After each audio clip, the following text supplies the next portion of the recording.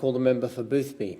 Thank you, Mr Deputy Speaker. Last Friday there was a rally at the Repatriation General Hospital in my electorate.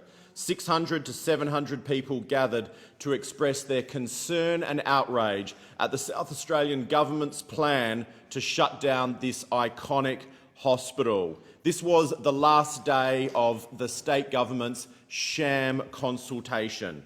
In early February, the Premier Jay Weatherill launched his new health plan with great fanfare, calling it the biggest transformation to South Australia's health system we have undertaken. How long did the state Labor government give the public and the medical community to comment on this important plan? Just 24 days.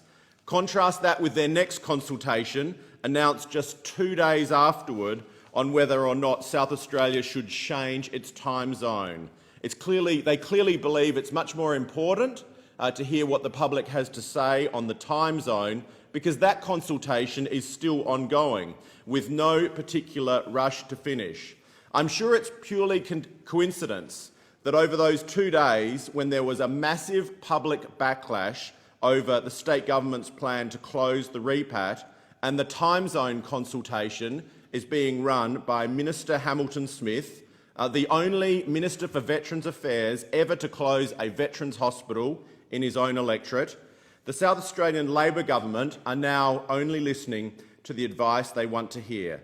Both the Australian Nursing and Midwifery Federation and the Australian Medical Association have said that their health plan lacks meaningful detail and they have not had a chance for proper consultation.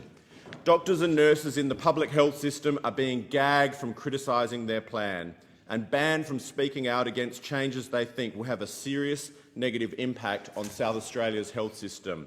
I'm aware of a number of staff at the Repat who believe that shutting down this hospital is a terrible idea and will compromise patient care, but who don't want to be named because they have been put in fear for their jobs if they do. One of the things the Health Minister said is other states no longer had a Repat hospital. Simply not true. New South Wales still has a repatriation hospital at Concord. There is the Heidelberg Repatriation Hospital, is part of the Austin Hospital in Victoria. I could go on. So anyway, last Friday, South Australians rallied at the Repat to tell the state government what they think of their plan. And just because state Labor's consultation is officially over, that does not mean we're going to stop fighting to save the Repat. If the doctors and nurses aren't allowed to speak up for themselves, we, the Liberal Party of South Australia and residents of the southern suburbs, will speak up for them.